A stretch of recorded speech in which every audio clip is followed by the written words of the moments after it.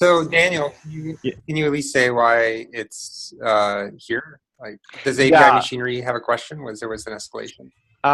we just wanted like this has gone through the SIG, and I wanted to float it among this group just to have it as plan of record. Everybody is there's no outstanding objections to this that are going to bite us uh, in in the future. So I just wanted to I don't know float it around. Okay. Yeah, I'm not aware of anything that's controversial at the moment. So. Okay, well, can you lead us? so you just want to give like the 2-minute summary?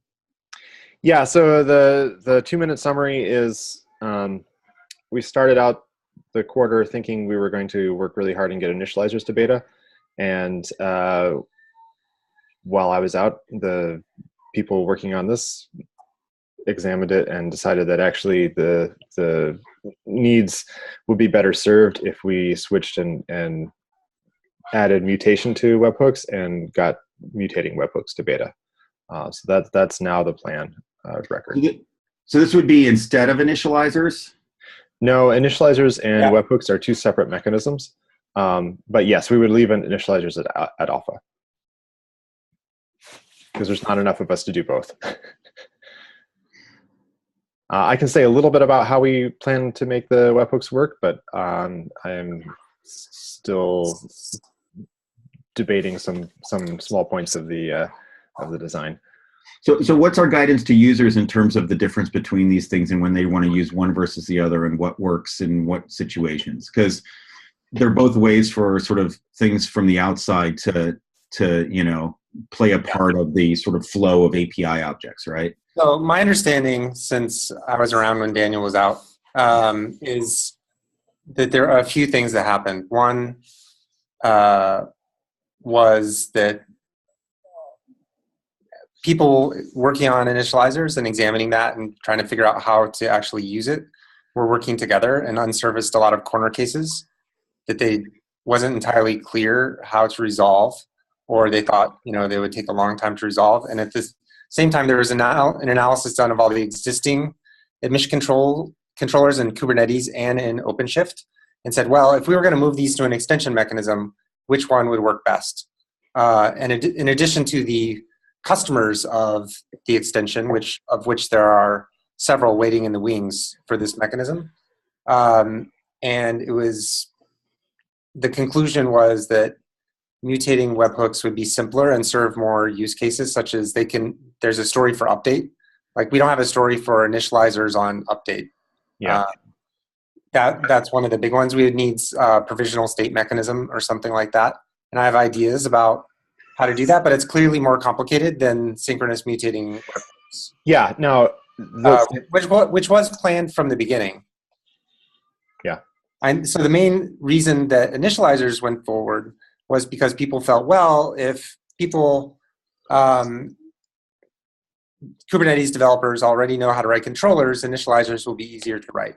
And I think the conclusion is that's not that people think that controllers are not easy to write, because the informers and everything are actually very tricky. So people are working on ways to make them easier to write, like meta controller, basically ways to convert watch into reliable hooks is what it comes down to. So if the story is people actually need hooks, and we're going to have hooks anyway, and it serves more use cases and it's simpler, then we should just go ahead with that. Like the epsilon so currently there are already admission controller extension hooks. We just don't allow mutation, right? So it's just viewed as an extension from that, as opposed to solving the unsolved problems with initializers. Yeah. So it feels then that this is an either or type of thing. Well, so initializers will still do both, but it's like, for lack of confusion, it's either or, right? Yeah, initializers will still be an alpha. We can continue to evaluate whether we want to keep it or not. Yeah. So one thing that initializers can do in theory that I don't think we have a plan for with the mutating webhooks is that initializers could, in theory, run in parallel. So if you're worried about the latency in your cluster, if you have 10 mutating webhooks, I don't think we have a plan to run those in parallel. I think they have to run in serial. So that's the one reason that I'm aware of to have both. If it weren't for that, like we could just use all webhooks. If it weren't for needing to update to make changes and update, we could just use all initializers. Yeah, there's also some other use cases that we initially wanted to serve with initializers, but we may want to change the semantics. So in the past, we've had this concept of inert, where we wanted to be able to create a resource and then fill in details before it really became active, and that kind of morphed into initializers. We're kind of moving towards doing that was for the general idea for that was some kind of resource building process where you want to create it, and we're moving towards doing that in the client. So that use case is kind of going away. Yeah. Yeah, and I think the other initializers advantage that we're not quite sure yet is everything being synchronous is going to lead to a lot of, hey, my server just got slow, and the slowness impacts everybody else, right? So one initializer gets slow. If that one mission webhook gets slow, say that's also calling another resource or checking something that also has initializers, there's certainly a risk of we're going to have a big complex RPC system underneath a single GET call, which isn't necessarily simple or easy to debug. Whereas at least initializers are fully observable from the state of the cluster on the outside, and they can be somewhat asynchronous, and you can still see what's happening. So the synchronous is simpler for right now, and it is, as they said, like a simpler delta. I think we were always going to need mutating initializer webhook or mutating webhooks. I think initializers might be the thing that most people, if we could figure out a way to present them, would want to wrap their heads around getting started, and would probably work more in a familiar way. But as we said, like we're still early in those days. Yeah, so just for maybe potential interest or background, we use something like initializers in Borg, but in a more ad hoc way. And we have several parts of Borg jobs that can get filled in asynchronously after the job object gets created. It's not as general of a mechanism as initializers. Like these are very specific things that were added to Borg jobs and only that object. There's other patterns like the decurator draining nodes and having other systems sort of register and then vote on that. So that's definitely similar in some ways to the initializer sort of like coordinating in a generic way type of thing.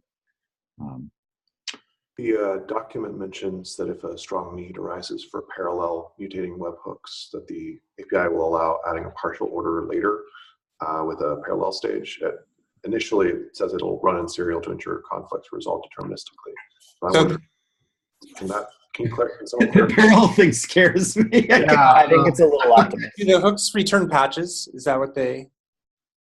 Yeah, what exactly they return is still being designed. They're most likely they're going to return either a patch or a put, but we'll allow both. So they're going to return the complete object or return a patch. So yeah, and clearly they'll have to, in order to run them in parallel, it would have to be a patch. It would have to be a patch. Yeah. I'm pretty scared of putting a partial order or something like that in the system. I think that is like adding some sort of graph computation is a good way to make your thing incomprehensible to everybody. That won't be first on my list. And initializers definitely have an advantage there because you're going to do a certain amount of writes. Yeah. And admittedly, like the other problem with initializers is they do amplify the number of writes in the system. So every update might require you to write the partial state. And if you have like 5 initializers, they might make 5 updates in a row. So you're already going to have some level of, you're going to start going for throughput rather than latency. But it's a mechanism that we already have in our controllers where we are fairly throughput oriented. Okay, so one of the other issues that we have here, and and again, I haven't read the doc. So my concerns here, number one, is that communicating this, because this is a very subtle discussion here, right, around sort of these mutating webhooks versus initializers, if one goes to beta first, people are going to be like, oh, well, like, everybody made a lot of noise about initializers, and like Kelsey was doing demos of this stuff, and that was the new hotness. And now it turns out that those things are actually being, held back while we do this other thing. And so I know that's not the story, but I think there's going to be some confusion there in terms of being able to actually get this across to folks in terms of when do you want to use one versus the other and why we're doing both. And we have to realize, alpha is alpha and all that, blah, blah, blah, right? Well, alpha is alpha, right? So we experienced this with the whole pet set thing as well. Like, people were very excited about the functionality, right? So they made a lot of noise about it, and then it was alpha. So it changed. Surprise, surprise. Yeah.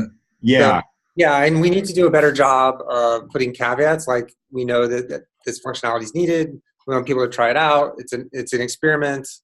We'll change it if it needs to be changed and improved. We just need to do a better job of conveying that. And I think that the other two issues, and I don't know, I haven't read the doc, but maybe Clayton or Daniel, is I saw some reference to dynamic registration of these things. Can you register these things at runtime? Yes. Yeah. There's a config mechanism. Okay, is that getting rationalized with the component config stuff, or is this just another different config thing? It has nothing to do with component config. It is a like there's a webhook registration object. It's a little bit like registering an API extension server. Yeah. So you're like, here's where this is. Here's what it wants to listen to, and go. Here's the certs that you need to verify that the webhook is the right one. At some point, good. Oh, at some point we will need to reconcile this with authorization extension. Yes. Admission control is rapidly becoming much more powerful.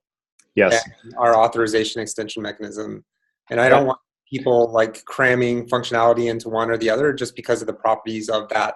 So there's one strong reason why that can't happen at the moment, and that is that the authorization plugin is if any of the plugins says yes, then it's admitted. Union. Whereas it's union versus intersection. Yeah, so this is actually a reason why that causes people to put authorization policy into admission controllers. Well, but the authorization stuff only sees the URL right now, right? It doesn't see the full resource. It doesn't, and admission is not called for gets or lists. Yeah. Yeah, that's the other big one, is no gets or lists. I do agree that we should rationalize the configuration approach, because the authorization webhook is currently configured statically at startup, and it's configured with a very strange, like somebody repurposed a kubeconfig file to do the config, which is really confusing to me. And there can also only be one. And there can only be one. Yeah. I think similar stuff with audit and dynamic configuration there. Yeah. And then the other thing you mentioned is the certs. I think that every time we add a webhook, we add like 3 parameters for certs, and it's a confusing web of certificates that nobody understands. I mean, it's except Julia. Except Julia Evans. I know. Well, she wrote this huge thing, but it took her like probably a week to actually figure that stuff out. And I look at it and I'm like, yeah, I know why we're doing all that, but it's just because we don't have this bedrock identity system to actually fall back on. And so this isn't exactly the container working group, identity working group, but it definitely, because these things don't have to be running on cluster, right? You can have a webhook to something that's running off cluster, so you can't necessarily depend on the cluster identity systems for being able to actually. Yes, and we discovered yesterday that it's actually worse, because we want the dynamic emission stack to run from extension API servers as well as the main API server, which means that and probably sane system administrators don't want the same cert from like right, because you're not going to trust those as much as the other ones, right? So that means we're going to have to add in another CA or multiple CAs to make this work. All right, I'm a broken record. You know what I'm going to say, but like this is not a new problem. This is just another part of that, like 27. Yeah, we got a lot of flags. They're very confusing. as soon as everything else is done, I'm gonna clean those up. Yeah. Well, I mean, the truth is we want low S, right? I mean, if we had low S, it'd be like, oh, here's the webhook, and you can actually look to see which identity it's coming from, and boom, you're done, right? Yeah, that would help. There, as long as we can do it without a bootstrapping problem. All we are is bootstrapping problems at this point. I'm not going to say the word that I'm going to say, but like I think that is something that the more and more webhooks we add, that's one of the things that is nice about initializers is that you don't have to deal, like we already have an identity system for things calling in to the API server. We don't have a great system for things for the API server calling out, right? And so then we end up with this patchwork of ways to authenticate, and we do different things for calling these webhooks versus calling the kubelet. Right. Yes, it's not good. I think the reason it is the way it is that different people do different things. Yeah. Would it make sense? I mean, we should probably discuss this in SIG auth or something like that, but like a registry of CA credentials and things like that. So you could just have a mechanism and refer to them by name. As part of the container identity discussion, we briefly touched on what CAs the cluster trusts, or what CAs are available in the cluster. And so there was some overlap there because we have this general problem of when you give a node a service account, you are also giving it the CA that it's going to use to talk back to the API server. We have a couple of cases in bootstrapping that deal with CAs, and there are overlapping problems. They're not necessarily all solved, but I think SIG auth might be a good place to discuss it. So there's this support for like SSH tunneling when talking to the kubelet for extensibility, right? Is there going to be a need for something similar for the API server calling out to call these webhooks? That is going to be wired. That is going to be wired into the Kube API server. Our current decision is that we're going to allow extension API servers to depend on DNS and routing within the cluster, but we don't believe that the main API server should depend on those. It's a layering problem. Okay, I'm confused. So the main API server wants to call out to another component, whether it be an extension API server, whether it be a webhook or whatever. Is the assumption then that the main API server is a different beast from all these other things? The main API server can't depend on DNS, nor can it depend on routes. Routes meaning like direct connection to pods. Okay. Yeah. Sorry, pod routing. Okay. Yeah, it needs to be able to get into the network. Currently, we have the SSH tunnel thing. I think if you polled 100 people, you'd get 0 people that liked it. it's factoring, right? It is what it is. Okay, so the assumption is that these things sort of operate under the same sort of constraints as the extension API servers with respect to networking between the main API server and these things. Yeah, so the extension API servers, we expect those to be running on user nodes, and we expect them not to be in the critical bootstrapping path. So we're not going to force all that logic into them. Especially, we don't want to spread the SSH tunnels into extension API servers. So until someone creates a webhook that depends on an extension API, which will probably be about 35 minutes after it goes beta. Yeah, we'll have to think about that. What about, so you say you expect them to be running on nodes. What about off cluster, off node, right? I mean, is this thing? Oh, sorry. Yeah, that should be fine too. But in that case, you're not depending on the DNS or routing. I guess so. Yeah. It's not, you don't have a bootstrapping sort of incestuous issue there going on. Okay. Yeah, the issue with the main API server is that you got to be able to start it before you start the controllers that manage the routing and the DNS. Yeah, and webhooks fail closed today. So there's a discussion that needs to happen on some of the details of that is going to update both of the proposals, because it is one of the things that we said was a prereq for beta. So it's not, I don't know if you guys saw it in there, but it is something that has to get, we need to have the discussion where we at least think through enough of the issues we can reasonably convince ourselves that we haven't backed ourselves into an impossible corner with failure modes. Yeah. Yeah, we were discussing yesterday in my office, like maybe we need multiple phases for webhooks, like enabled, test but don't block, and like off or something like that. Well, as opposed to allowing like miscellaneous hooks to randomly fail and have things still continue, what about having a bypass mechanism? I mean, as much as I didn't like the idea of a bypass mechanism for like pod preset, it's one of the things you may need an administrator to be able to do things. Yeah, I think we probably need both. Like, I think an administrator needs a bypass mechanism to recover the system, but you probably also want a mode where you test things before you turn on the webhook and have it block every traffic, all traffic. Well, in general, I think we need dry run capability. Yeah. Right? So we could have dry run, and we have the a special one for authorization. But really, what I want is like dry run. Tell me if I'm authorized. Dry run. Tell me if it passes the mission control. Dry run. Give me the state without persisting it. Right. Dry run. Would this admission controller break my cluster?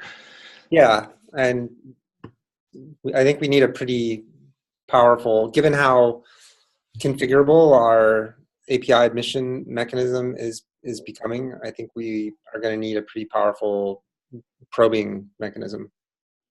Yeah. Okay, just to comment that in general, you breaking up there, Quentin. We lost you, Quentin. But anyway, that discussion, we should probably actually do an API machinery. Yeah. Yeah. All right, so I'm going to be some cold water here. This looks like some significant changes from the stuff that's in beta. It seems like there's a little bit of like, hey, we did something completely different in alpha. We're rewriting it all for beta, right? It feels like this should maybe, all these changes should be alpha for a cycle before they move to beta, right? Like there's a lot of changes in this doc from alpha to beta. So one thought that I might have, Joe, is like it's the mechanism for actually doing the check and the checks themselves in a beta. It's still an opt-in system, which is if you use a beta admission controller and the beta admission control mechanism, the changes are probably on the config side. Like the mechanism is unlikely to change for the actual webhook call out. Like if you said like today, if someone wrote code, patched it into Kubernetes and added an admission chunk, it's not really like it's that code that's the beta quality. And that was one of the thoughts behind, like, we're not actually changing the mechanism other than completing the mutating. There are definitely edge cases, but none of those necessarily change the mechanism. They change the registration and the handling. Well, I mean, there's stuff like the mutation stuff. Like I'm looking at this, like, oh, are we going to do patch? Are we going to do a put? You know, are we going to support all the different types of patch? Like, you know, those things are going to be, you know, like I look at strategic merge patch. I'm not a fan. I think it's overly complicated. I think the thing should be versioned because like it changes. We should have strategic merge patch 1, 2, 3, 4, right? You know, it's like I mean, like these are all sort of things that are going to be, you know, that they're going to have to be shaken out. Now I understand that the rush to beta means that you get access to these things on things like GKE. I mean, is that one of the things that's actually pushing this forward? Practically speaking, it means we'll actually get usage and feedback. Well, okay, but wait, let's be honest. We looked at initializers, and we got usage and feedback, and that actually said, let's keep this stuff in alpha, right? I mean, we're talking about the problem where people got too excited about stuff in alpha with pet set and initializers. So I'm not sure we'll only get feedback if it goes to beta thing. I'm not sure. I mean, like we have examples of where there were some conditions where we did get feedback. So actually that's not completely true because the webhooks do exist right now. They are in alpha. At the beginning of the cycle, I tried hard to find somebody who had used them, and I finally today just got some feedback from Kelsey, but he hadn't even tried them when I went out asking, and I was unable to find someone who had. So we didn't actually get much feedback on those webhooks. I guess what I'm trying to say is that there's conditions that lead to a lot of engagement and feedback, and there's conditions that lead to people kind of ignoring these things. I'm not sure that, I'm not sure that the alpha beta thing is the thing that's actually leading for feedback or non-feedback. In this case, all the primary customers needed to be beta. Yeah. Before they can actually use it. It seems like a chicken and egg rush to beta type of thing. I just honestly, there's a lot of changes here. I mean, that's going to be true of any significant feature, right? Do they seem like risky changes?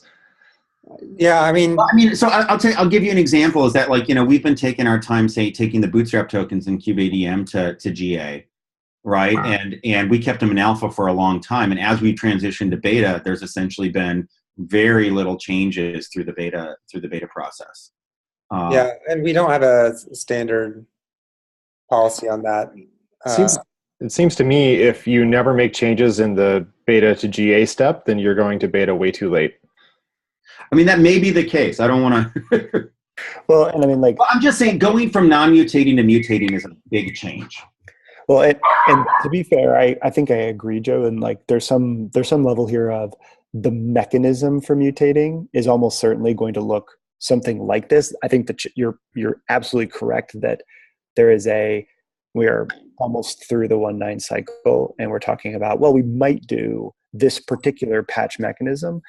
Some of these have been things that have been discussed for a long time, so it's not that surprising to some of the folks involved in the initializers. But Webhooks, I would agree that with PetSet as an example, we were fairly confident that what we had was ready to be tried and used by users. We knew there were some gaps, updating, et cetera. The choice to go to beta was specifically to get a wider range of people with a certain promise that we were going to provide. We did change stateful sets in beta several times. And what we avoided was an API incompatibility because we thought about those issues. Are you more concerned about the mechanism being API compatible, or are you more just concerned about some of the vagueness in the design at this point in 1.9? I think a little bit of both. There's things like, talking about the TL asserts and flags, and Daniel's yeah, I really need to clean that up. Here we are going into 1.9, and is that going to happen before or after that? I don't know. I have on my list of things I want to do is actually get a better description and a chart around sort of alpha, beta, GA, because we haven't done a great job of communicating this. And it's something we talked about a couple of weeks ago here in this meeting. And as we talked about it back then, beta was we're going to try really hard not to change the API. Right. And if I read this document, I have zero confidence that we're not going to have to change the API through the beta cycle. I think beta isn't a promise that we won't change the API. It's a promise that we will bring users along. Well, again, I think we need to get clear here, because a couple of weeks ago, it was the discussion there was there may be API changes, but we're going to think really hard about it because we know that people are using it, and we're not going to do it unless we absolutely have to. Well, there's a subtlety there. I feel like this feels a little rushed to me. That's all. So we do have in terms of the API that's actually surfaced to the code that's being invoked, I assume that's a versioned API, and we can introduce a new version if we need to make changes. And that's going to be the case, yes. Yes. So, and it is a little bit easier there because we are sending an API, and so this is not a persisted API, so we have a little bit more flexibility in terms of the implementation is we send an API, and if you don't recognize it or don't respond to it, you should be erroring anyway. We don't actually persist that and have to do round tripping in the same way. The delta there is going to be fairly more about the API semantics. There's not a wire format in stakes in place, so yeah, it's not that makes it a little easier, but I still think we need a good plan for updating both the webhooks themselves and also the control plane. Whichever order we either need to define the order, or we need to make sure upgrading in either order works. Is there a way for us to to do this in a way that we're really clear that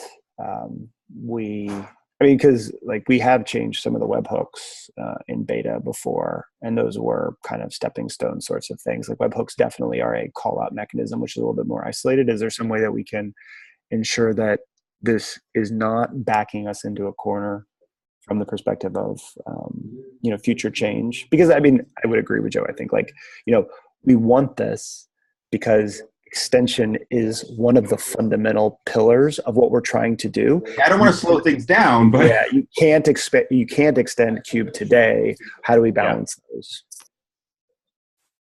Yeah, I mean, the bias of this project since the beginning has always been to try and get the minimum thing that works out as quickly as possible. I would actually argue with that, Daniel. I think for a core set of people around the API machinery, that has been the bias. For stuff that's further out, that a lot of the advice has been slow down, take your time, right? I think we've not been applying the sort of the alpha, beta, GA things. Like if you look for people looking for feature exceptions late in the cycle, you'll find that the API machinery stuff is given a hell of a lot more leeway than other parts of the project in my mind. I don't know. That's what I've seen. I mean, Clayton's shaking his head. I don't know. Do you agree? I don't know that I agree with that. I also think I think API machinery extension stuff is really high leverage, and we're blocking a lot of people right now. So I think this is the remaining area of the project where that logic applies. Like at the beginning of the project, that logic applied to everything because everything was like zero. Can we have a now I think we need to slow down and more carefully weigh where we add technical debt. And I've been telling API machinery SIG that I'm only willing to add technical debt for features that are for extensibility features, basically, like because that enables people to get the technical debt out of our code and into their own code, essentially.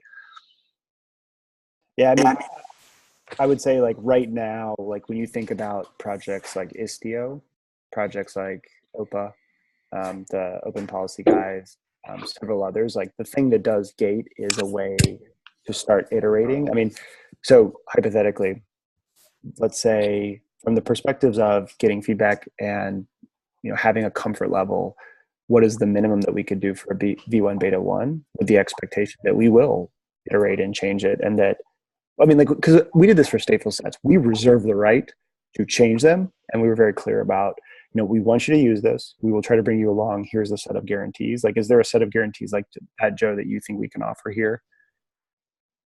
Honestly, I think the biggest thing here is communication. I think that it's just how do we position this? How do we talk about it? I think a lot of stuff coming out of API machinery, there's a lot of good hard work going on there. I don't think it's necessarily communicated super well. Right. I think the changes around moving API objects between different API groups is one of those things where I see it, confuse users again and again. We haven't done SIG apps. That wasn't us. Well, okay, let's. Yes, it is. I threw SIG apps under the bus. Did you see that? But yes, we are gonna have to. It's just communication around this stuff, right? It's and again, it's like if something's in beta and it's like, hey, this will change, right? That is something that we really got to get across to folks that, hey, look, this is beta. We really mean it, right? I just don't think we've necessarily been great in that communication, both in terms of letting people know about it and in terms of making clear sort of what the roadmap, what the plans are, how this stuff works. Yeah, I think more communication, definitely good. In terms of Daniel's comment about this being very high leverage, what I'm seeing right now is, so OpenShift from the beginning has always been a fork, and that was a decision that we all made, that was the only practical thing to do. We would like there not to have to be more forks of that kind, but what we see is, if we don't address this particular admission or extension point soon, forks are going to proliferate, both due to enterprise users needing to enforce policies like using OPA or something like that, but also all these services coming online, whether it's GKE or Amazon or whoever is building a Kubernetes service. They all need some mechanism like this. So Yeah. All right. I mean, I'm not going to lay down on the tracks here. I just think that we're bending the beta stuff a little bit here. I just got to be honest. I think this is getting rushed through. Do we have should SIGs get rushing beta stars? And if you accumulate too many rushing beta stars, you don't get to rush a beta. I mean, I would say I think there are definitely cases where we want to empower SIGs to push the limits along a little bit, as long as they can sustain it and they're doing it responsibly. And then there's times that we need to be able to say, if this is a pattern, why is it a pattern? Like what is it about the problem space that we keep doing this? It may also be worth noting that we didn't rush this to beta last quarter. So there's still a lot of questions in this doc, though. I mean, this is the thing. This feels like more of a sketch versus something that's ready to actually be implemented. And this doc was written to. This is not a complete design doc. If you go through it, you'll notice that there's links to other design docs where people are ironing out more concrete details. This doc was written to make sure everybody was on the same page and agreeing to the same direction. And then we're going to try and parallelize the fiddly details. It's landing hard, dude.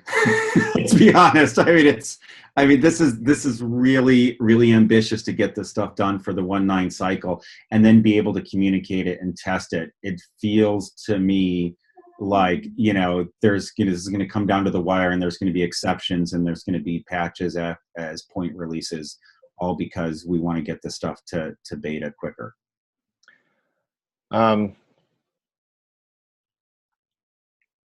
mean, the clock is the clock, right? I mean, time. In your favor, code freeze ends right before Thanksgiving, and I imagine there's not going to be very many of us working that week anyway. So, yeah.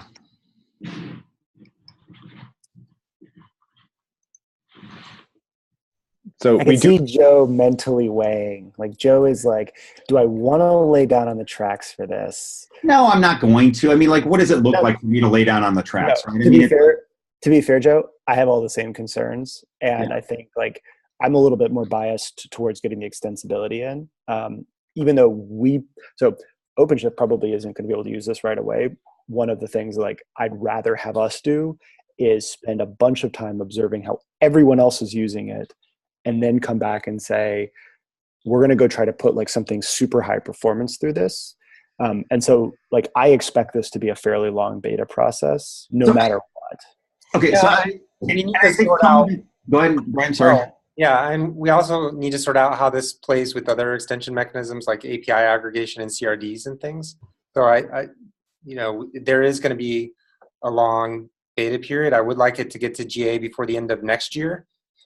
So, having it be in a state where it's broadly usable together with these other mechanisms and users for a few releases next year, I think is pretty important. So, I mean, this is the type of feature that I want to say we should create a new category called early beta. Right? It's but I know that's crazy town. But okay, so here's the thing. I getting the code in is one thing, but I was on a Twitter thread where Ahmed was it took me half an hour to figure out the flags for enabling a new API group because there's this mini language in the flags for doing this stuff.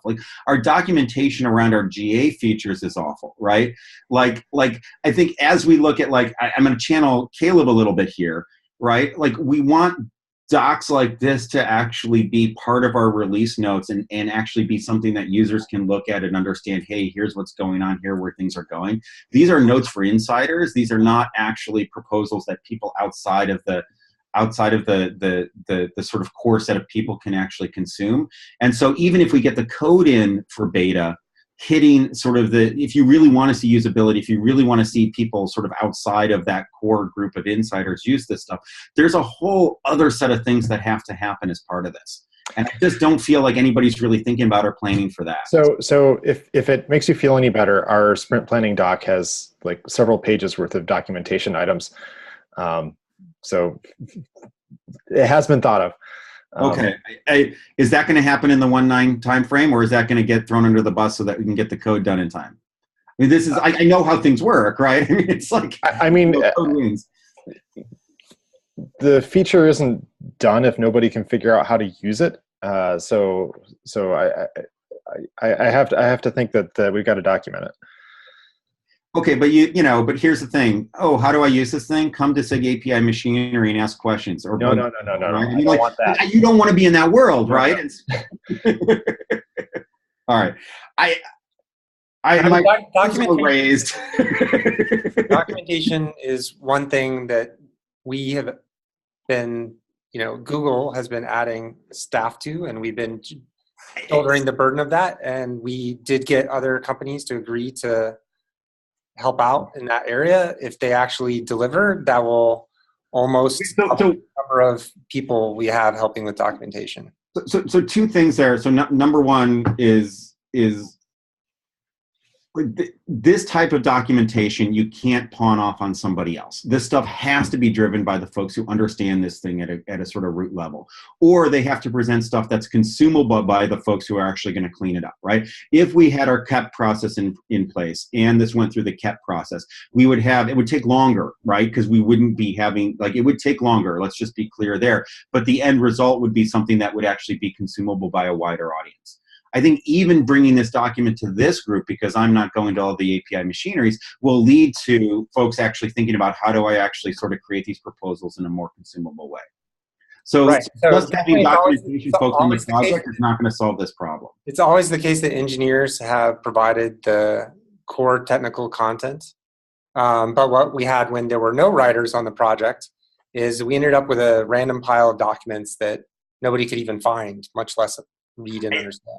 I think having doc writers that can help create that information architecture is totally important, but that's not going to solve the problem of how do we actually get this stuff consumable by folks, and saying that we're going to have doc writers do it is not going to get us over the hump there. And I don't know that we can point any of those doc writers at this proposal and have them actually extract anything useful out of it. So how about this? I will write or find core engineers to write some documents. I will put it in a Google Doc.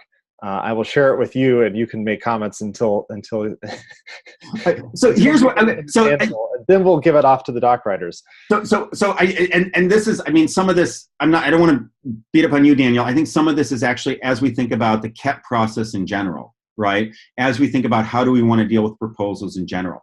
If we had that process from the get-go, I think what we would have looked for is to actually end up with a proposal that actually hits a whole bunch of audiences and is also something that doc writers could actually take and sort of mutate into user docs, right? So I think some of it is yes, this thing needs to get done, and if you're going to have core engineers do it, let's do it. That's fine. You don't have to put me in the loop. But I think some of it is that how do we get processes in where that is not an afterthought of oh, I'm going to assign somebody to do that, but it's something that actually happens as part of the planning process sort of naturally.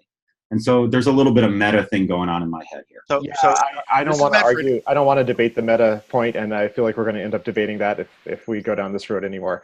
All right, I'm going to shut up. All right, I'm done. I want to jump in. This, my friend, I just offer one thing up here. So one of the problems we have is our docs are not good, right? I mean, this has come up all over the place that our docs are in bad shape. In fact, more than once I've talked to somebody building against Kubernetes who said, I gave up on the docs and I'm trying to figure it out by going and reading all the source because I can't understand the docs. And so really having a healthy conversation about how do we have better docs, whether it's doc writers or core developers or how we all get together on it, I think it's incredibly useful because right now we're not in good shape. Okay, I'll shut up. Can I weigh in on that? Because I lived, died, breathed all the docs things that happened in the 1.8 release, and the tech writers are doing an incredibly hard job with limited resources to do that stuff. And this needs to not be tech writers. This needs to be tech writers polishing what SIGs write. SIGs need to own their stuff, and they need to pull in people who are actually using this and do test use cases and say, hey, Justin Garrison, try this at Disney. Tell us how it works. Give us feedback. We need to have that kind of feedback loop with our user base, and we don't have it. And so we need to get much better, not only documentation, but documenting things that are actually meaningful. And so SIGs are the only ones who are going to be able to have that back and forth dialogue with the people using their features. that are gonna be able to produce that. So it's a great place. I mean, we're growing fast, but this is one of those things that if we don't start delegating more to SIGs to do this stuff, we're gonna drown. And this is one of those key things. So we're getting way out of the scope of SIG architecture here in this discussion. Okay, it's meta for SIG architecture. I don't think it's necessarily immediate relevant for the topic that we're discussing here, which is Daniel's thing. So I'm not gonna say this is out of scope for SIG architecture, but I think it's definitely a little bit of a sidetrack for the stuff that we're talking about. Yeah, no, so I will definitely take the feedback that we need to make sure our documentation's in order. That's fine. I think we were already planning to make sure of that. Yeah, it is a month before the feature complete deadline. In the entire history of the project, can't remember a single time where docs were done so early. And I'm not saying that we shouldn't try to do that, but there are a lot of forces in play that cause that to happen, and I don't think it's going to change without other significant changes to the way we do development. So if I could just, that's what I'm saying is that we should have significant changes to the way that we do development and propose stuff. Yeah, I think the not something we want to put on Daniel, but I think the hard code freeze really affects this, like, because people feel like we can do documentation after the code freeze, but the code can only be written before the code freeze. That is one of the things. I think that is. I'm a big believer that the trivial inconveniences drive a surprisingly large amount of human behavior. And I really feel that is contributing to the documentation story. The one thing that is in scope for SIG architecture is that we need to move to branches. We have to get the development out of Kubernetes master, so that we can keep the master in a healthy state and make a decision, a go, no-go decision based on when a feature is ready, including docs and whatever else, tests, code quality. Because the current state is code gets crammed into master, people rush to get stuff in before the feature complete deadline, and then they ask for exceptions to actually finish all the work. Yep. So we're never going to change that. Have you found an owner to work on that yet? Sorry, what? Have you found an owner to work on that yet? I have not yet found an owner for that, no. Well, yeah. But, so so I'm looking through the Python PEPs, and those things are clear enough that they could be end user documentation, right? We need to get to the point where when we actually propose changes, they're actually something that general users of Kubernetes can actually read and understand. And then that actually turns itself into docs. And so when you say we need to change the process, what I'm saying is that if we get more formal about proposals and reviewing those proposals with an eye towards actually viewing them from the point of view of the general user base, we're going to end up with something that actually leads to better docs out the gate. That ship has sailed for this particular thing, but that's the meta point that I'm trying to make here. All right, so I'll stop. Yeah, I feel like it's already very difficult to accomplish things in this project, and that would make it worse. But that's just my 2 cents. So here's the thing: we're accomplishing things, but nobody understands what the hell we're accomplishing or how to use it. Right? It's like if a tree falls in a forest, right? If code gets written and people don't know how to use it, does it matter? And it actually ends up, in my mind, it ends up being a threat to the project when we actually have these features landing and you have to read the code to be able to use them. I think there's a trade-off there. No, I agree that's a problem. I'm more maintaining the point that particular fix is going to cause other problems which are equally as bad. I think, it's going to take just as long to get features to GA, right? I think it's just a matter of, like, do we actually do more planning up front versus spray some code and hope for the best, right? And when I look at, like, this proposal, there's so many gaps or there's so many questions. There's so many, like, we'll write the code and then we'll figure it out afterwards. I think we have to start changing the mode. We are not planning on writing a bunch of code and figuring it out afterwards. The gaps there have their own design docs, or will. Or will, yeah. I mean, all right. I'll stop. This is a different discussion. Thanks everybody for commenting. I think this was useful for me. I hope it was useful for you. Sorry to take up your entire time, but it seems like there wasn't anything else in the schedule. So. No, and Daniel, thanks for bringing it to this group. I think, we need to get sort of more airing of this stuff. And so even though I'm a little bit of a hard ass on this stuff, I really do appreciate you bringing it to a wider audience as shipping it. Thank you. I think bringing it up here is the result here is sort of what I was hoping for, and is probably better that I did it this week rather than next week or the week after when there's even less time left in the sprint. So.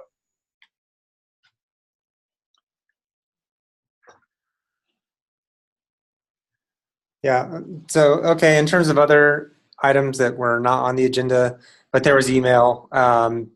There was a question from SIG scheduling about how to represent things in status. That's kind of in the same vein as some of the previous discussions we had about conditions. So if you're interested in that, follow up on the email, but it looks like Clayton and I both gave responses that were consistent. The events proposal, I think, is now an official proposal. So if you're interested in that, take a look. I'm going to try to take a look. I've had a bunch of day-long meetings that have taken me out of commission over the past week, but I'm trying to catch up. Is there anything else? Agenda for next time? I have next one regular meeting. I have one quick thing, which is a follow-up to last meeting's discussion on the value delivery and tying the KEP process to an implementation. I went through this and removed a lot of triggery language and took some suggestions from Joe, and hopefully this document is getting closer to being able to submit as an actual proposal. So it's a little bit sidelong to architecture, but this is a group that is a stakeholder in this process. So I'll paste a link if you want to look it over. Just give it a quick once over and let me know what you think. Oh yeah, that's on my list as well. There was one The list item. never gets shorter. Yeah, it only gets longer. There was one item that came out of SIG apps and SIG cluster lifecycle, which was a discussion about daemon sets going to V1, and the concern that daemon sets right now aren't guaranteed at most one. They're best effort at most one, and whether we think that's important enough to delay, defer, warn with a V1 release. We could talk about it next time on the next agenda. Is there any such thing as guaranteed at most one? Like stateful sets. So mostly guaranteed at most one. Wow. Daemon sets a lot of times share host resources. So if you have zombie processes or all kinds of weird things that can happen at most one. But we're telling users, yep, we protected you. And we're not telling them, hey, you should go protect yourself. And that's the worst combination, which is we should either protect you or you should protect yourself, but not either. Or I'm concerned about, we've taken a very strong stance on stateful sets and a very weak stance on replica sets. And we're a little vague on daemon sets. Especially if, we're telling people, hey, run Gluster servers in a daemon set.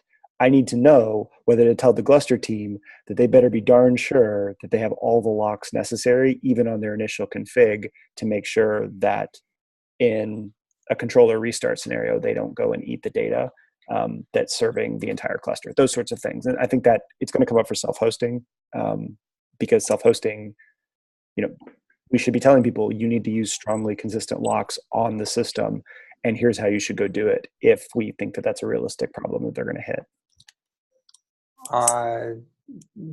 Yeah, I think I'll take a look at that. I think I already commented that I expect people to do that. Sure, but the people who were burned by this were not doing this. Like every failure so far has been someone using daemon sets like, was creating pods, multiple pods, that was causing problems for me, which is the user speak for, I have no idea what you're doing and I just trusted you. And I think I see a lot of that. And so next time we can talk a little bit more about it, or maybe have a discussion on the email thread. I'm just concerned about we have a responsibility to guide people into the outcomes that we want to happen. And Damon says are admins, we have unskilled users with chainsaws, and so we just need to be careful about telling them that it's a chainsaw. Okay.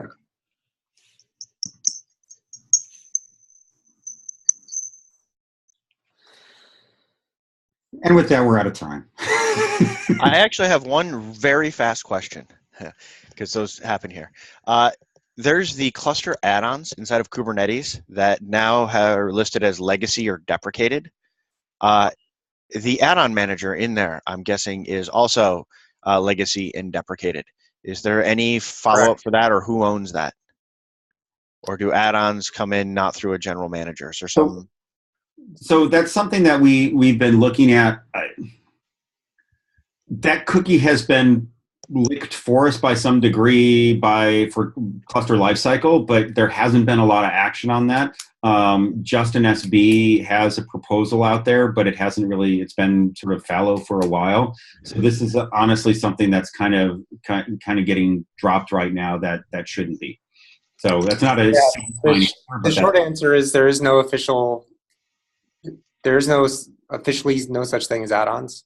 It's part of the individual cluster lifecycle mechanisms like KubeUp, which is deprecated, you're right. And COPS has an add-on mechanism, and Minikube has an add-on mechanism, but they're all different mechanisms.